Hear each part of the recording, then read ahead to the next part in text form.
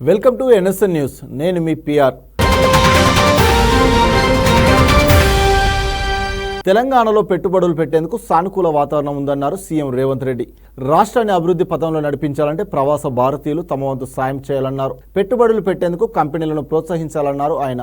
రాష్ట్ర అభివృద్ధికి అవసరమయ్యే పెట్టుబడులు తీసుకొచ్చేందుకు సీఎం రేవంత్ అమెరికా పర్యటనకు వెళ్లారు. అమెరికా వెళ్లిన CM New Jersey royal Albert palace లో రాష్ట్ర అభివృద్ధికి అవసరమయ్యే పెట్టుబడులు తీసుకొచ్చేందుకు సీఎం రేవంత్ అమెరికా పర్యటనకు వెళ్లారు. అమెరికా వెళ్లిన CM New Jersey royal Albert palace లో ఎన్ఆర్ఐల పారిశ్రామికవేత్తలతో జరిగిన సమావేశంలో పాల్గొన్నారు. ఎన్ఆర్ఐలు తమ వంతు సహాయం చేస్తూ పెట్టుబడులు పెట్టేందుకు కంపెనీలను ప్రోత్సహించాలన్నారు. తెలంగాణలో కాంగ్రెస్ ప్రభుత్వం అధికారంలోకి వచ్చాక చేసిన పనులు, చేయబోతున్న పనులను ఎన్ఆర్ఐలకు వివరించారు. ఎన్నికలలో ప్రజలు మార్పు కోరుకున్నారని గుర్తు చేశారు. అమెరికా ఆర్థిక వ్యవస్థను భారతీయులు డిటెక్ట్ చేసే స్థాయికి చేరుకున్నారన్నారు. హైదరాబాద్ లో హైటెక్ సిటీని అప్పటి సీఎం నెదురుమల్లి జనార్దన్ రెడ్డి పునాది వేశారన్నారు ఆయన. కొన్ని కారణాల వల్ల ఆగిపోయిందన్నారు ముఖ్యమంత్రి. చంద్రబాబు పాలనలో హైటెక్ సిటీ నిర్మాణం జరిగిందన్నారు. సిద్ధాంతపరంగా భిన్నాభిప్రాయాలు ఉన్నా ఏకాభిప్రాయంతో ముందుకెళ్తున్నామన్నారు సీఎం. హైదరాబాద్ అభివృద్ధి ప్రణాళిక రచించి ముందుకెళ్తున్నామన్నారు. ఈ విషయంలో అనుమానాలను, అపోహలను తొలగించాలన్నారు. హైదరాబాద్ నగరానికి మెరుగైన స్థానం కోసం తెలంగాణ ప్రభుత్వం పనిచేస్తుందన్నారు. ఇదే క్రమంలో అన్ని ఉచితంగా ఇస్తే ఆర్థిక వ్యవస్థ దెబ్బతింటుందని చాలా మంది భావిస్తున్నారని అన్నారు. అనుచితంగా అర్హత లేని వారికి ఉచితం ఇవ్వడం తప్పన్నారు. ఆర్థికంగా వెనుకబడిన వర్గాలని ఆదుకోవడానికి ప్రజాప్రభుత్వం ఉందన్నారు. ఆదాయం పెంచాలనే ప్రాధాన్యతతో పెట్టుబడులను ఆహ్వానిస్తున్నట్టు చెప్పుకొచ్చారు. పెట్టుబడులు పెట్టేందుకు అందరూ సహకరించాలన్నారు. హైడ్రా అనే సంస్థను ఏర్పాటు చేశామని వివరించారు ముఖ్యమంత్రి రేవంత్ రెడ్డి.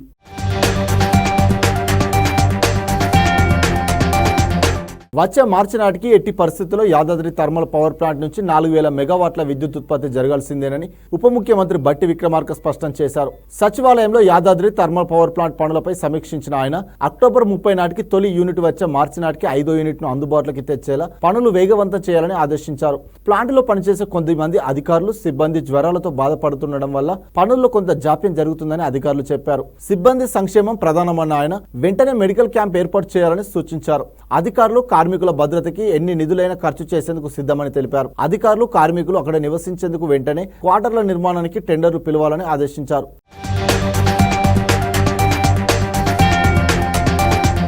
హనుమకొండ ఏటూరు నగరం 163 జాతీయ రహదారిని సమ్మక్క సారలమ్మ జాతీయ కారిడార్ గా అభివృద్ధి చేసేందుకు ప్రణాళికలు సిద్ధం చేస్తున్నట్లు మంత్రి సీతక్క అన్నారు. 2026లో జరగబోయే మహాజాతరకు శాశ్వత ఏర్పాట్ల లక్ష్యంగా మేడారంలోని అతిథి గృహంలో అధికారులతో మంత్రి సమీక్షించారు. ఈ సందర్భంగా ఆలయ ప్రాంగణంలో మొక్క నాటిన మంత్రి స్థానిక రైతులకు మొక్కలు పంపిణీ చేశారు. పర్యాటకులు, భక్తులను ఆకర్షించేలా చిహ్నాలు, చారిత్రాత్మక ప్రదేశాల గురించి తెలిసే విధంగా థీమ్స్ ను ఏర్పాటు చేయాలని అధికారులకు సూచించారు.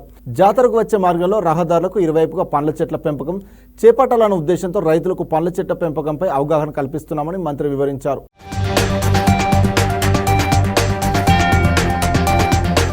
ఈరోజు రివ్యూ యొక్క ప్రత్యేక ఉద్దేశం సమ్మక్క సారలమ్మ ప్రాంగణాల్లో స్మృతివనం కావచ్చు, అదే విధంగా క్యూ లైన్ డెవలప్మెంట్ కావచ్చు, వచ్చిపోయేటువంటి భక్తులకు కూడా కాటేజెస్ నిర్మాణం గాని, పార్క్స్ గాని, ఇవన్నీ రాబోయే కాలంలో నిర్మాణం చేయాలని ఒక ప్రాథమిక నిర్ణయానికి రావడం జరిగింది. మీ అందరి సహకారంతో సమ్మక్క సారలమ్మ సన్నిధిలో మంచి అద్భుతమైనటువంటి అభివృద్ధిని చేసి భక్తులకు, అదే విధంగా టూరిస్టులకు ఆకర్షణీయంగా ఆహ్లాదాన్ని, ఆనందాన్ని, సంతోషాన్ని, భక్తిని పెంపొందించే విధంగా రాబోయే కాలంలో మేము కట్టడాలు నిర్మించబోతున్నాం. విద్యా, వైద్యానికి రాష్ట్ర ప్రభుత్వం పెద్దపీట వేస్తుందన్నారు మంత్రి పొంగులేటి శ్రీనివాసరెడ్డి. పేదల ఆరోగ్య భద్రతే తమ ప్రభుత్వ లక్ష్యమన్నారు. పేదల సంక్షేమం కోసం ప్రభుత్వం ఉచిత పథకాలు అమలు చేస్తే ప్రతిపక్షాలు ప్రభుత్వంపై బురద చల్లే ప్రయత్నం చేస్తున్నాయన్నారు. ఖమ్మం జిల్లా నేలకొండపల్లి కుసుమంచే మండలంలో మంత్రి పొంగులేటి పర్యటించారు. అంతకుముందు 20 లక్షలతో నిర్మించిన పల్లె దవాఖానా కొత్త భవనాన్ని మంత్రి ప్రారంభించారు. 10 లక్షలతో నిర్మించనున్న సీసీ రోడ్డు పనులకు శంకుస్థాపన చేశారు ఆయన. ఆరోగ్య ఖర్చులు భరించలేని స్థితిలో ఉండి సీఎంఆర్ఎఫ్ కు దరఖాస్తు చేసుకున్న వారికి 84,53,000 రూపాయలు విలువ గల సీఎంఆర్ఎఫ్ చెక్కులు పంపిణీ చేశారు. పోలేపల్లిలో డబుల్ బెడ్రూమ్ ఇండ్లు పొందిన 18 మంది లబ్ధిదారులకు పట్టాలు రాకపోవడంతో మంత్రి దృష్టికి తెచ్చారు. స్పందించిన మంత్రి అధికారులతో మాట్లాడి అందరికీ పట్టాలు మంజూరు చేయించారు. ఇందుకు సంబంధించిన పట్టాలను మంత్రి తన క్యాంపు కార్యాలయంలో అర్హులకు అందించారు. ఈ సందర్భంగా మంత్రి మాట్లాడుతూ తమ ప్రభుత్వం వచ్చిన కొద్ది కాలంలోనే ఆరోగ్యశ్రీని విజయవంతంగా అమలు చేస్తుందన్నారు. ఇంకా సీఎంఆర్ఎఫ్ ద్వారా ఆర్థిక భరోసాను అందిస్తున్నామన్న పొంగులేటి గత ప్రభుత్వం పేదల వైద్యానికి డబ్బులు వెచ్చించలేదని విమర్శించారు. తమ ప్రభుత్వం పేదల ఆరోగ్యానికై నిధులు కేటాయించి మంజూరు చేస్తున్నట్టు చెప్పారు. ఎన్నికల్లో ఇచ్చిన మాట ప్రకారం ధరణిని ప్రక్షాళన చేస్తామని తెలిపారు. వైఎస్ఆర్ సీఎంగా ఉన్నప్పుడు అసెండ్ భూములను పేదలకు పంచారని, కానీ వాటిని గత ప్రభుత్వం తీసుకుందన్నారు ఆయన. గత బీఆర్ఎస్ ప్రభుత్వం తీరు పట్ల మండిపడ్డారు.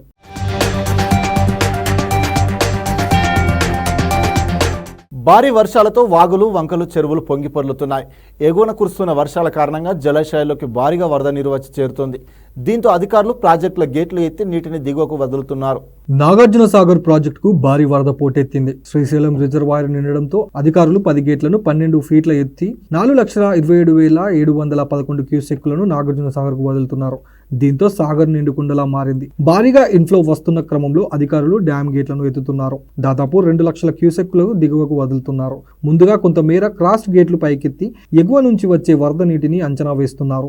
డ్యామ్ లో లెవెల్ మెయింటైన్ చేస్తూ ఎప్పటికప్పుడు వరదను విడుదల చేస్తున్నారు. సాగర్ పూర్తి స్థాయి నీటి మట్టం 590 అడుగులు కాగా నిన్న సాయంత్రం 6 గంటల వరకు 576.10 అడుగులకు చేరుకుంది. ఎడమ కాలువ 4,613 క్యూసెక్కులు, కుడి కాలువకు 5,700 క్యూసెక్కుల నీటిని విడుదల చేయగా ఎస్ఎల్బీసీకి 1200 మెయిన్ పవర్ ద్వారా 26,040 క్యూసెక్కులు రిలీజ్ చేస్తున్నారు. ఇన్ఫ్లో 3,22,812 క్యూసెక్కులు వస్తుండగా 37,873 క్యూసెక్కులను విడుదల చేస్తున్నారు.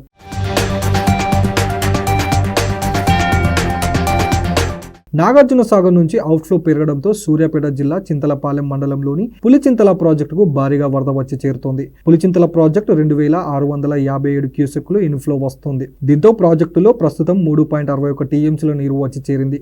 అంతకుముందు 0.6 టీఎంసీలు ఉండగా 2 రోజుల్లో 3 టీఎంసీలు పెరిగింది. 10,199 క్యూసెక్కుల నీటిని దిగువకు వదులుతున్నారు. ఇవాళ సాగర్ ప్రాజెక్టు గేట్లను మరికొన్నింటిని ఎత్తుతున్న నేపథ్యంలో కృష్ణా పరివాహక ప్రాంతాల పరిధిలోని నల్గొండ, సూర్యాపేట, పల్నాడు, ఎన్టీఆర్ జిల్లాలో కలెక్టర్లు, ఎస్పీలు అలర్ట్ గా ఉండాలని డ్యామ్ అధికారులు సూచనలు చేశారు. దీంతో పాటు నల్గొండ జిల్లా సాగర్ ప్రాజెక్ట్ బ్యాక్ వాటర్ నిలిచే పెద్ద ఊరు పియ్యేపల్లి, తిరుమలగిరి మండలం పరిధిలోని నదీ తీర ప్రాంతాల ప్రజలను అప్రమత్తంగా ఉండాలన్నారు. ఈత కోసం బట్టలు ఉతికేందుకు నది దాటే ప్రయత్నం చేయొద్దన్నారు. మత్స్యకారులు చేపలు పట్టేందుకు నదిలోకి వెళ్లకూడదని నల్గొండ కలెక్టర్ నారాయణ రెడ్డి ప్రజలకు సూచించారు.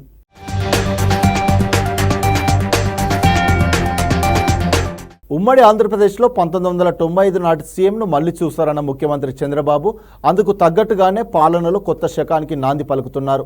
నిర్ణయాల్లో వేగం పెంచారు. మారిన తన వ్యవహార శైలిని చాటేందుకు 2 రోజుల కలెక్టర్లను సదస్సుకు ఒకే రోజుకి పరిమితం చేశారు. గంటల కొద్ది చర్చలు, అధికారులతో శని, ఆదివారాలు సమావేశాలు వాటికి చెక్ పెట్టి ప్రజలను కలిసి వారి వినతుల పరిష్కారానికి ప్రాధాన్యం ఇస్తున్నారు.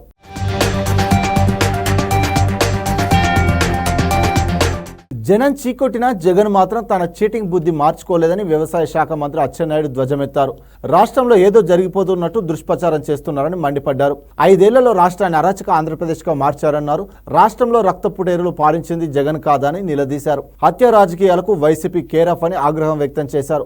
5 ఏళ్ల వైసీపీ పాలనలో ప్రజలు మొదలుకొని ప్రతిపక్ష నేతలపై దాడులు, దౌర్జన్యాలు జరగని రోజు లేదన్నారు. పల్నాడులో టీడీపీ కార్యకర్త తోట చంద్రయ్యను నడి రోడ్డుపై గొంతు కోసి చంపింది ఎవరని ప్రశ్నించారు. ప్రజలు 11 స్థానాలకు పరిమితం చేసిన జగన్లో మార్పు రాలేదన్న అచ్చెన్నాయుడు జగన్ తప్పుడు ప్రచారాన్ని జనం నమ్మే పరిస్థితుల్లో లేరన్నారు. త్వరలో వైసీపీ కార్యాలయానికి టూలెట్ బోర్డు పెట్టుకోవడం ఖాయమని ఎద్దేవా చేశారు.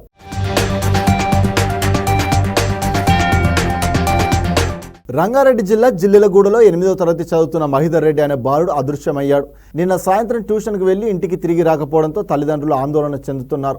ఈ మేరకు మీర్పేట పోలీసులకు ఫిర్యాదు చేయడంతో మిస్సింగ్ కేసు నమోదు చేసి 4 బృందాలతో గాలింపు చర్యలు చేపట్టారు. సీసీ ఫుటేజ్లో గుర్తు తెలియని వ్యక్తి బాలుడిని ద్విచక్ర వాహనంపై తీసుకువెళ్లినట్లు పోలీసులు గుర్తించారు.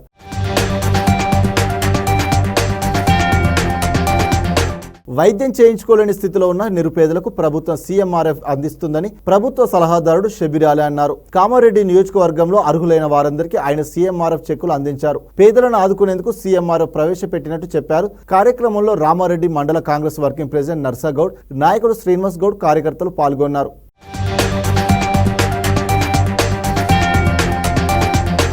ఎన్నికల్లో ఓటమి పాలైన వైసీపీ అధినేత జగన్ వ్యవహార శైలి మారలేదు. కేడర్కు ధైర్యం చెప్పాల్సిన ఆ పార్టీ అధినేత రాజకీయాలకు దూరంగా ఉండాలని అనుకుంటున్నారు. అధికారం కోల్పోయాక వైసీపీకి కష్టాలు రెట్టింపోయాయని గుసగుసలు వినబడుతున్నాయి. ఓ వైపు నేతల వలసలు, మరోవైపు వైసీపీ ఆఫీసుల మూతవేతలతో జగన్ సతమతమవుతున్నారు. తను కట్టిన సామ్రాజ్యం కూలిపోతుందనే ఓటమి భయం పట్టుకుంది వైసీపీ అధినేత జగన్ కు. తర్వాత నేతలకు కార్యకర్తలకు ధైర్యం చెప్పాల్సిన అధినేత వారికి దూరంగా ఉంటున్నారు.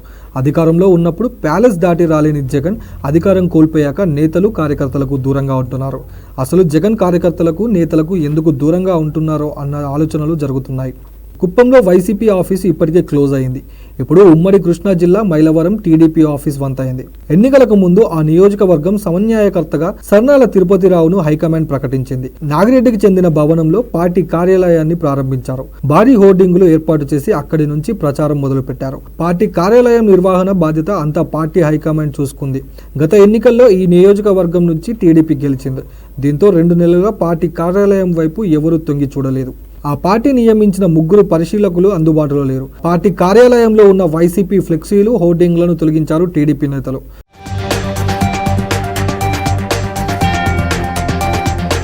ఇప్పటికే వైసీపీలో ఉన్న దిగువ స్థాయి నేతలు, కార్యకర్తలు టీడీపీ నేతలతో మంతనాలు చేస్తున్నారనే మాటలు ప్రచారం జరుగుతోంది. రేపో మాపో సైకిల్ ఎక్కాలని భావిస్తున్నారు. కార్యకర్తలు సైతం పార్టీ ఆఫీసు ముఖం చూడలేదు. ఆ నియోజకవర్గం కొంతమంది నేతలు తమ దారి చూసుకునే పనిలో పడ్డారని అంతర్గత సమాచారం. ఉత్తరాంధ్రలో వైసీపీ చెందిన ఓ ఆఫీసు కూడా మూతపడుతుందనే ప్రచారం జరుగుతోంది. ఈ గండం నుంచి ఎలా గట్టెక్కాలనే దానిపై జగన్ కీలక నేతలతో మంతనాలు సాగిస్తున్నట్టు తెలుస్తోంది.